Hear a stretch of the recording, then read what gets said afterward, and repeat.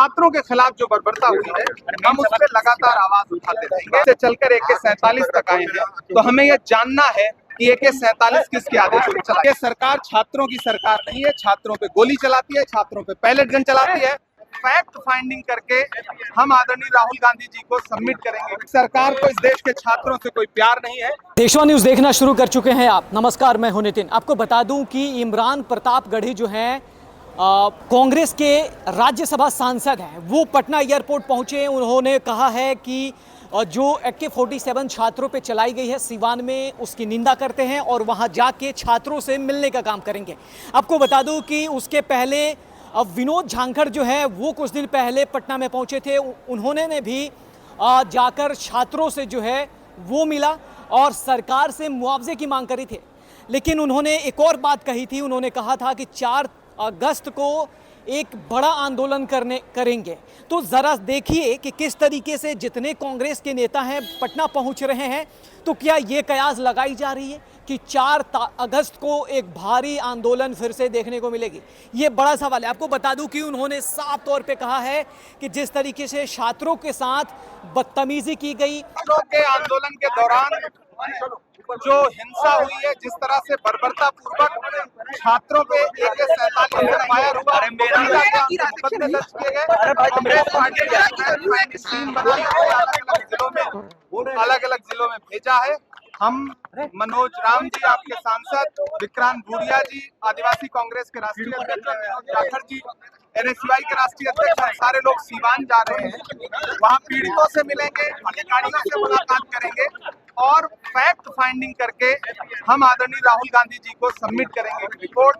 उसके बाद जो बर्बरता हुई है उसके अगेंस्ट लगातार संसद में भी राहुल गांधी जी जवाब मांग रहे हैं और जवाबदेही तय करने की बात कर रहे हैं और सरकार लगातार संसद से भी मांग रही है। लेकिन छात्रों के खिलाफ जो बर्बरता हुई है हम उस पर लगातार आवाज उठाते रहेंगे और जो जिम्मेदार लोग हैं उनसे जवाबदेही मांगते रहेंगे। आपने छात्रों पर लाठियां चलाई, दिल्ली से लेकर के बिहार तक जनपद जनपद आपने जिस तरह बच्चों को पीटा है, वो अपना अधिकार मांग रहे थे और उस अधिकार के खिलाफ जाकर के आपने जो बर्बरता की है वो संविधान के खिलाफ। इमरान जी, क्या क्या करना है आप लोग को? सिवान का क्या क्या देखिएगा? देखिए, सिर्फ सिवान ही नहीं, पूर्णिया, जहानाबाद, भागलपुर, दरभंगा, सिवान, पटना, तमाम जिलों में अलग अलग टीम लगाई गई है। हम लोग सिवान जा रहे हैं। हम पीड़ितों से मुलाकात करेंगे, अधिकारियों से मुलाकात करेंगे, उनके परिवारों से मुलाकात करेंगे जिनके साथ भी बर्बरता हुई है। हम उन सारे परिवारों से मुलाकात करेंगे और जांचेंगे कि ग्राउंड पे असल में पुलिस को आदेश किसने दिया कि वो AK-47 चलाए छात्रों पर। ये मुझे लगता है कि सबसे बड़ी बर्बरता है कि सीधे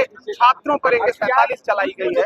आजादी की स्वर्ण जयंती हम कुछ इस तरह से मनाए हैं, सन 47 से चलकर AK-47 तक आए हैं, तो हमें यह जानना है कि AK-47 किसके आदेश पर चलाई गई। के साथ जो बर्बरता हुई है इस समय देश का सबसे बड़ा मुद्दा है कि ये सरकार छात्रों की सरकार नहीं है, छात्रों पे गोली चलाती है, छात्रों पे पैलेट गन चलाती है। महिला छात्रों पर, बेटियों पर जिस तरह से दिल्ली में पुलिस ने बर्बरता की, जेल पुलिस वालों ने प्राइवेट पार्ट में डंडे घुसाने की कोशिश की, ये सब बताता है कि इस सरकार को इस देश के छात्रों से कोई प्यार नहीं है। कांग्रेस पार्टी ने फैक्ट फाइंडिंग टीम बनाई है। हम लोग उसी फैक्ट फाइंडिंग के लिए अलग अलग जनपदों में जा रहे हैं। अभी तो हम जिस काम के लिए आए हैं इस पर सवाल करिए। हम फैक्ट फाइंडिंग करने जा रहे हैं। अभी तो हमें पीड़ितों से मिलना है। बाकी आंदोलन की रूपरेखा हमारी बाकी जो संगठन है वो आपको उसका डिटेल दे देंगे। मुझे लगता है कि सबसे बड़ा मुद्दा ये है कि भगवान राम के मंदिर में चोरी हुई कैसे, भाजपा को उस पर बोलना चाहिए। उसका भी विरोध किया है। ये बहुत ही शर्म की बात है। उन्होंने ये भी कहा है कि जो छात्र हैं उनसे ज़रूर मिलेंगे। लेकिन इस पे जब हमने सवाल पूछा कि क्या वो जिस तरीके से सरकार से मुआवजे की मांग कर रहे हैं, उनकी पार्टी यानी कि कांग्रेस पार्टी क्या उस छात्रों को कुछ सहयोग करेगी, कुछ आर्थिक सहयोग करेगी क्या, तो उस पर बिल्कुल चुप नजर आए। हालांकि उनसे ये भी पूछा गया कि क्या वो 4 अगस्त को आंदोलन करेंगे क्या, तो इस पे भी वो चुप्पी साधे रहे। इस पे भी कोई जवाब नहीं दिया। हालांकि पटना वो पहुंच चुके हैं, सिवान जाएंगे, छात्रों से मिलेंगे, लेकिन 4 तारीख को क्या होगा अभी तक उन्होंने इसकी पुष्टि नहीं करी है। लेकिन जो कयास लगाई जा रही है, जिस तरीके से उनके साथ विनोद झांकड़ भी दिखे?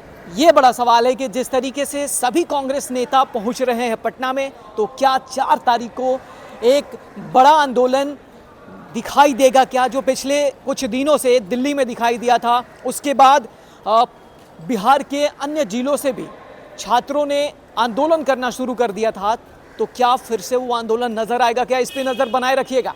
इस पे पल पल की रिपोर्ट आप तक पहुंचाने की कोशिश करता रहेगा देशवा न्यूज़, और हमारे चैनल को फॉलो करिए, सब्सक्राइब करिए।